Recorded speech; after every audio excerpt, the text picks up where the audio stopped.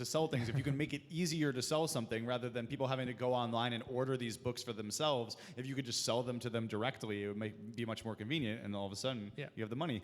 So let's talk about the sort of darker side. As I mentioned in my talk, the most defining characteristic of an entrepreneur is that stick-to-itiveness. It's the refusal to quit.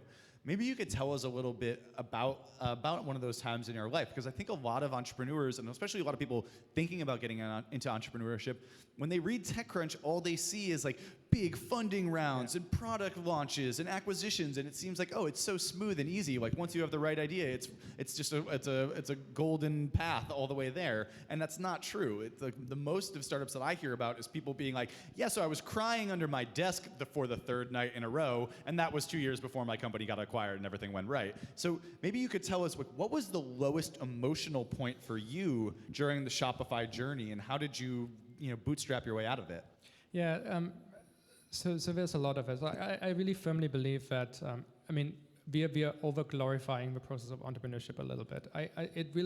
Entrepreneurship is in its purest form is this school of hard knocks, right? And you have to be okay being knocked hard a lot, because things are going wrong.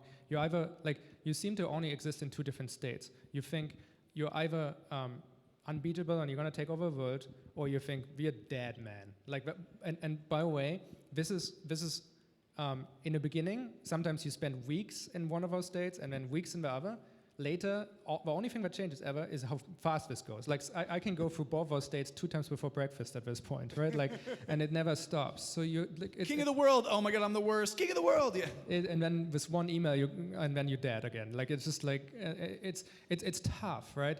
So the toughest time for me was, and it usually revolves around money, right? So I took a lot of money from my family, what was a lot of money for my family at least, to start the company feeling fairly invincible.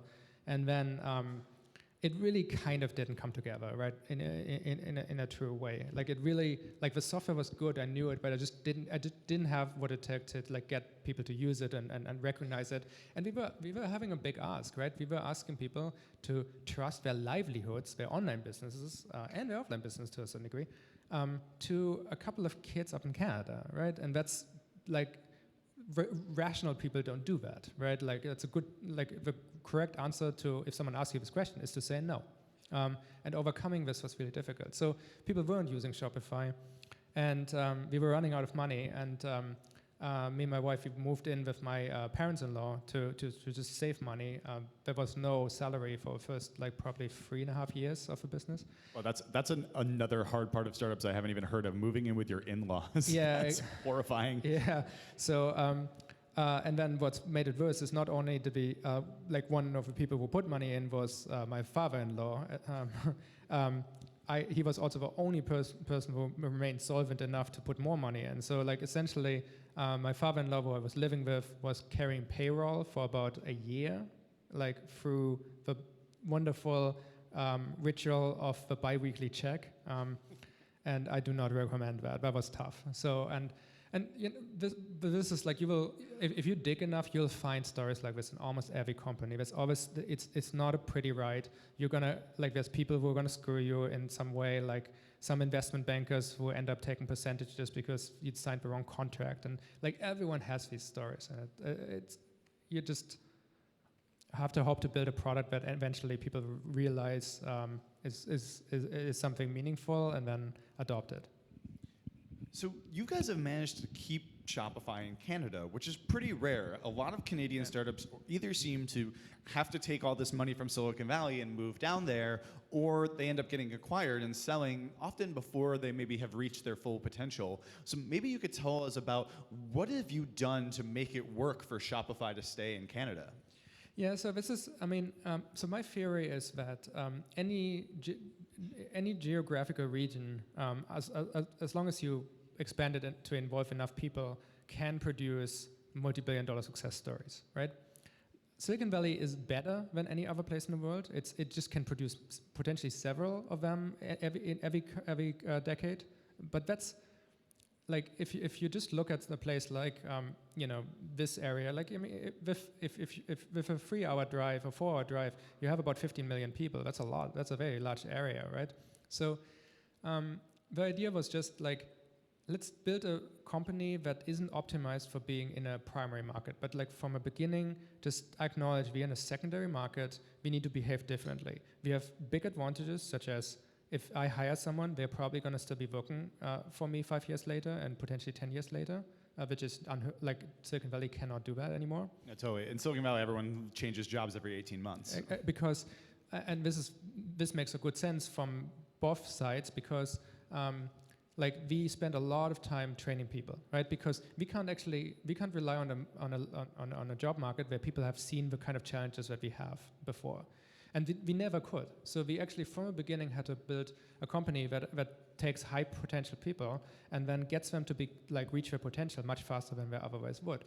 So my incentive is get people to be as good as possible fast, because I have an assumption that we're going to spend a lot of time together. Their assumption is the company is going to take care of their career to a certain degree, so they don't have to go hopping. And it's a different value mix, but it works as long as it's unbroken. And so from the beginning, this is how Shopify worked, and because of that, we now have like a massive base of people who really understand their like fell in love with the industry we are in, really understand retail, have been solving problems in it for half a decade, have always contextual understanding, and my sense is that ends up being worth more than access to the most competitive but highest quality labor market that exists in the world. It's a game of trade-offs. Yes. That's cool. So your insight is that if you invest in your employees here, because there's not so many options and distractions, you can really reap the benefits of that long term, both with like loyalty and that kind of intelligence that you build up when people work for your company for a long time. It'll just mean it's going to take you longer to build this company, right? It's going to be a longer play, but there are certain industries, like software as a service is a great example, which by nature, like you look, I mean, we're not the only public company in software as a service space. Everyone else also took 10 years to get to the point of going public, right? These, like even the ones which actually did move, like Zendesk is a great example. They actually started in Denmark and they did move to Silicon Valley. It still took them the same amount of time, right? So if this is the industry you're in and these are the time frames you're looking at, I think trying to do it somewhere else actually makes a whole lot of sense. So for a final question for you before we get into some Q&A, what would you say is your advice to entrepreneurs in the room who want to get into the technology world? Find your unfair advantages. I think, like, I don't think you, like in this day and age, like it's a lot harder to start a company now, I think, than it even was 10 years ago, is my sense. And I think you can't succeed building a company unless you have significant unfair advantages. The good news is often you can try to acquire them, fail, like you can set out to get the unfair advantage. Like looking back, me starting the snowboard store was actually like accidentally brilliant, because through this I picked up so much understanding of what the process that an entrepreneur has to go through, and I have so much empathy for the customers that I can sort of put myself into their shoes and make product decisions like based on them. The moment that Shopify was released, that was the first time, I guarantee you, it was the first time that someone who actually ran an online store had any kind of hand in building the software to run online stores. And I think that made the difference in the end. So this is generally, like, I would not try to be too hasty with this. Like it really takes the time to become good at programming, to become good at technology, to really appreciate and get the empathy for a field. But once that's done, I think this is a good option for many people. So really it's about learning enough and building the product for yourself so you can really understand the ins and outs of it and the customers and everyone in the ecosystem before you try to start selling it to other people. Exactly. I mean, that's the thing that worked for me. Everyone has something different. But to your stories about superhero stories by various founders, like there was something that really activated all of them to build an appreciation, a deep appreciation for the field that they later went into. Great. So we're going to take a little bit of Q&A from the audience now. Really excited to get you guys questions for Tobi. 2 questions. Cool. We got one over here, it looks like.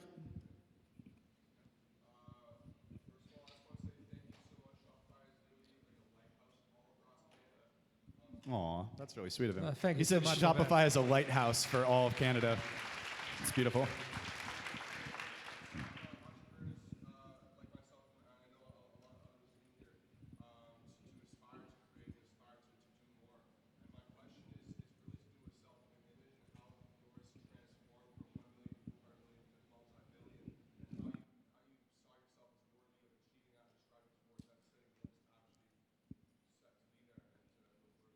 So I think just to repeat the question so everyone could hear, he asked, how did your self-image change as you went from a $1 million company to hundreds of millions of dollars to billions of dollars, and how did you continue to set goals for yourself to keep striving and moving forward?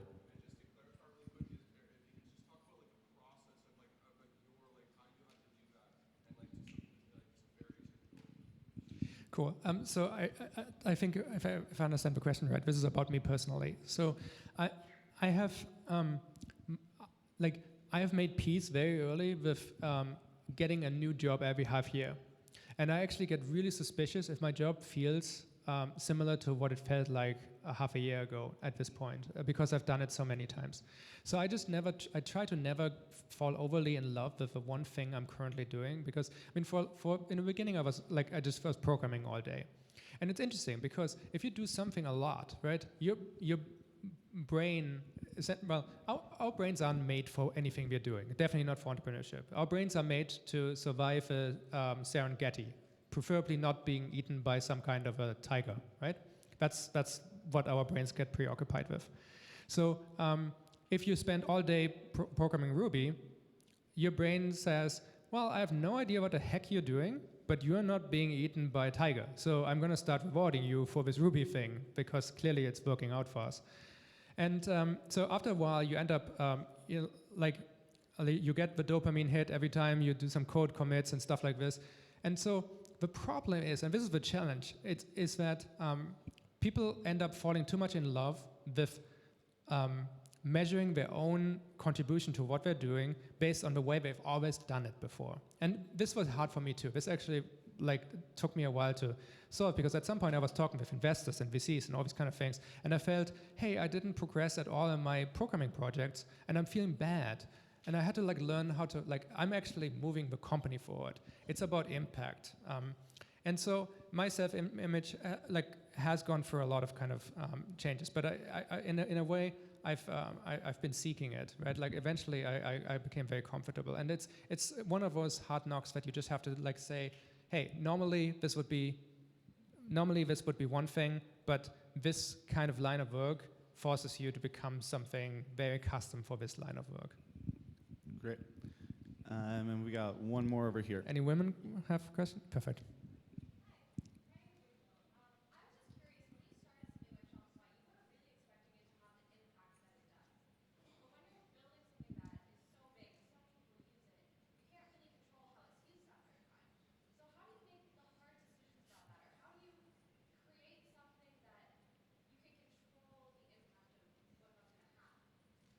So the question was, when you build something this big, you might not necessarily know what its impact is going to be, and you might not always have total control over how people use